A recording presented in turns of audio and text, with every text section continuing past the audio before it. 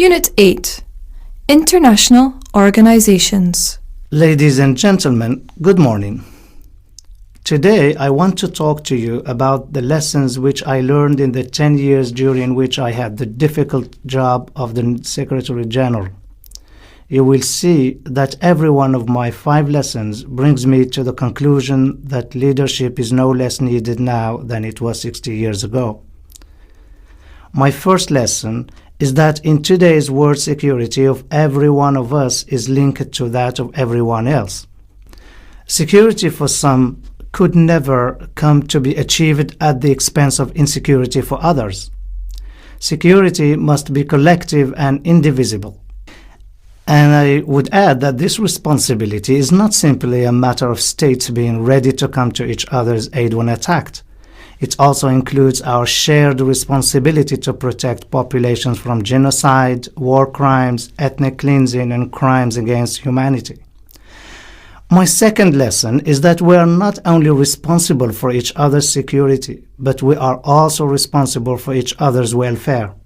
Global solidarity is both necessary and possible. It is necessary because without solidarity, no society can be truly stable, and no one's prosperity truly secure. It is not realistic to think that some people can go on deriving great benefits from globalization, while billions of their fellow human beings are left in abject poverty, or even thrown into it. We have to give our fellow citizens, not only within each nation, but in the global community, at least a chance to share in our prosperity. My third lesson is that development depends on respect for human rights and the rule of law. Our world continues to be divided, not only by economic differences, but also by religion and culture. That is not in itself a problem. Throughout history, human life has been enriched by diversity, and different communities have learned from each other.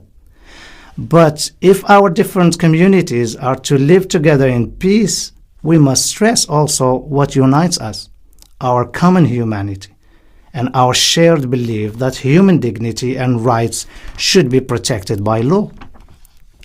My fourth lesson, closely related to the last one, is that governments must be accountable for their actions in the international arena as well as in the domestic one.